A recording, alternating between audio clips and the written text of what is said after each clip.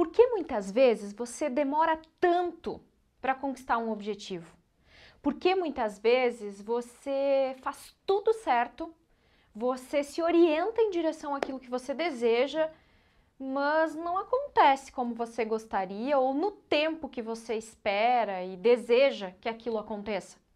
Bom, nesse vídeo eu quero falar de 3 ações, 3 atitudes que destroem a realização dos seus sonhos. Primeiro que você tem que perceber que quando você está declinado a atingir um objetivo, que pode ser a curto prazo, você tem que ver se o que você deseja a longo prazo está associado a isso, tá? Então, por exemplo, eu sonho em ter minha casa própria, mas hoje eu trabalho num lugar que eu odeio e ganho mal. Será que um dia eu vou conseguir construir ou ter a minha casa própria?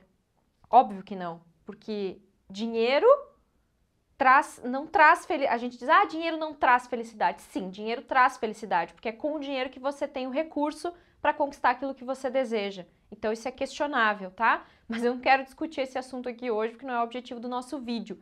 O que eu quero é abrir os seus olhos para você ver, para você perceber 3 coisas que geralmente nós fazemos, 3 atitudes que nós temos e que destroem a realização do nosso sonho maior. Então, se você ficar numa realidade que não condiz com o que você quer lá na frente, você não vai conseguir realizar o que você deseja.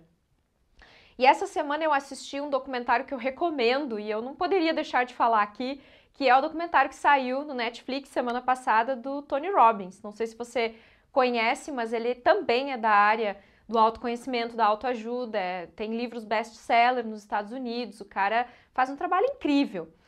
E eu assisti o documentário justamente porque no documentário ele mostra, né, um dos eventos, um dos maiores eventos que ele promove lá e o que acontece numa jornada de 6 dias com ele. E é emocionante, é extremamente emocionante e a grande lição que eu tirei desse trabalho, desse filme, desse documentário é que você, somente você é capaz de mudar a sua história. Se você ficar uma vida inteira lamentando por algo, é isso que você vai ter a vida inteira. Agora, se você olhar para a situação que está horrível, como diz a minha amiga Paula Abreu, se você estiver na merda e a merda estiver quentinha e estiver bom, você vai ficar ali, entendeu? Então, se você está vendo que está tudo uma merda, sai dali, vai fazer outra coisa da sua vida. Mude o foco daquilo que você deseja, daquilo que você quer para aquele momento. Ok? E por que eu decidi falar desse vídeo, né? Falar desse assunto, o que aconteceu e também até para contar um pouquinho do que acontece comigo. Eu me lembro que quando a minha mãe, quando eu era criança, na verdade, os meus pais se separaram, talvez vocês já ouviram essa história em algum momento, e nós fomos morar com meu avô. E a casa já não era tudo aquilo, né? Já era uma casa velha, nos fundos tinha uma oficina, não tinha pátio, na verdade, porque era cheio de carro. Então, eu lembro assim que na minha infância eu acabava brincando muito na rua, porque eu não tinha, na rua mesmo, na calçada, porque não era tão perigoso como é hoje. Não tinha um pátio, não tinha um lugar para brincar, e muitas vezes a minha brincadeira era ajudar o meu tio na oficina, porque a oficina era do meu tio. Claro que eu não achava ruim, era legal. Mas eu lembro assim que eu fui crescendo e eu fui tendo vergonha do lugar onde eu morava, porque cada vez a casa ia se deteriorando mais, ia ficando pior. E um dia, nossa, lembrei de uma coisa que aconteceu agora, que eu tava muito chateada com a nossa situação. Eu lembro assim que a minha mãe não tinha condições de construir uma casa, meu avô já tinha quase 80 anos, ele não queria construir, ele não queria fazer nada, até porque ele morava mais tempo no campo, que a gente tinha campo também, do que ali com a gente, né? Mas a gente morava junto com ele. E eu lembro que um dia eu fui no banheiro, porque tinha a casa, assim, era tudo de madeira, né? Soalho de madeira e tal, e tinha que descer um degrau para ir pro banheiro, que o banheiro era fora, assim, né? E quando eu fui descer o degrau, quebrou uma tábua, eu fui parar embaixo da casa. E hoje eu tô risada, mas naquela época eu fiquei completamente chateada, triste. Eu pensei, puxa, que saco. Eu acho que eu tinha uns 15, 16 anos e eu me sentia impotente, eu me sentia um fracasso, eu pensava, meu Deus, né? Eu me exigia demais já naquela época, eu já queria mudar a realidade da nossa vida naquela época e eu fui lutar fortemente, fui batalhar para então termos uma casa melhor.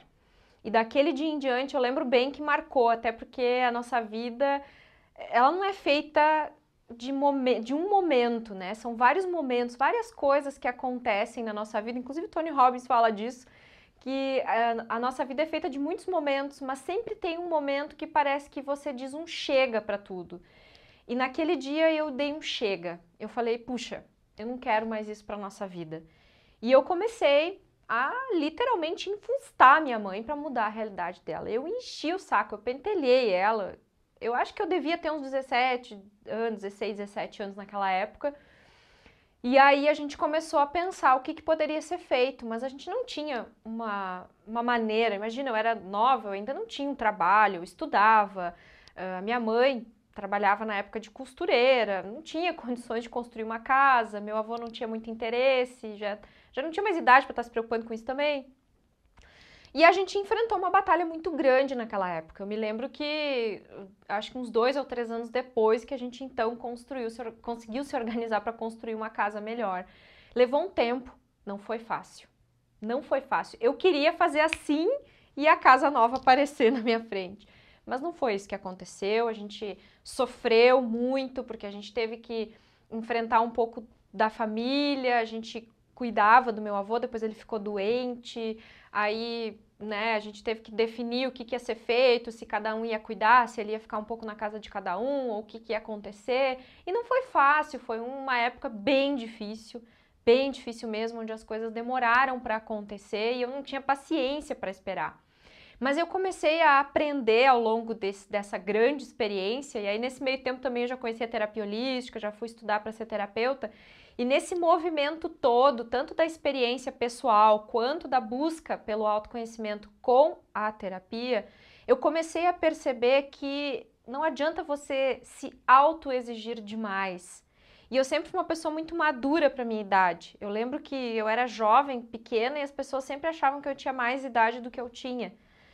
Justamente porque eu sempre quis estar lá na frente, eu sempre quis, né? Então, essa paciência, esse momento certo, às vezes eu não conseguia esperar. Mas enfim, baseado em tudo isso que aconteceu e com todo o conhecimento que eu tive, porque eu não sei se você já conhece, já acompanha o meu trabalho, mas eu já sou terapeuta há 12 anos, e nesse tempo eu aprendi... De novo o celular! Desculpa, vou desligar. Eu tô com ele aqui justamente para lembrar dessas 3 atitudes que podem destruir os seus sonhos. Que é o seguinte, já que o celular tocou, vamos aproveitar, deixa. Achar que tudo importa igualmente e que você acredita que quanto mais você fizer, mais você vai conseguir. Não, você tem que encontrar a sua única coisa. Inclusive ontem, anteontem, agora há pouquinho tempo eu gravei um vídeo falando sobre a única coisa. Então se você puder assistir, a gente vai deixar o link aqui na descrição, você pode assistir esse vídeo também, que é muito bacana e tem a ver com o que eu tô falando hoje, tá? Então quando você não tem resultado, primeiro, você deve estar focando em muita coisa ao mesmo tempo e acha que tudo tem importância igualmente.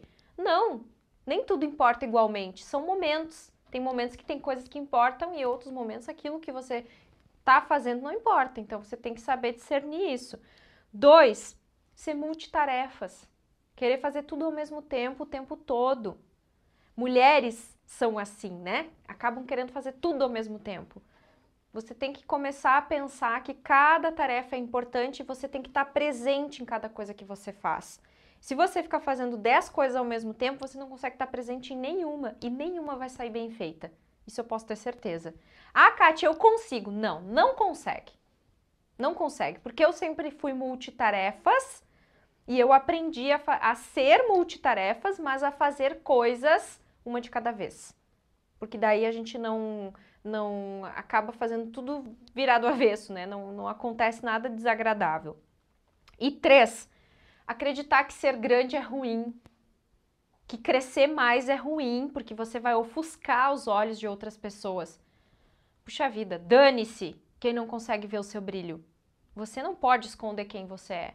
Se você tem que ser grande, se você tem que evoluir, se você tem que ser melhor, dane-se quem não quiser te acompanhar. Você não tem que se rebaixar para ser igual a quem não quer evoluir. entendeu?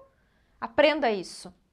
Porque essas 3 coisas, quando são feitas da forma errada, fazem você não conseguir o seu sonho. E aí você se torna um mestre em não conseguir realizar sonhos, em não conseguir atingir os seus objetivos e saber que o que você está fazendo agora vai impactar lá na frente.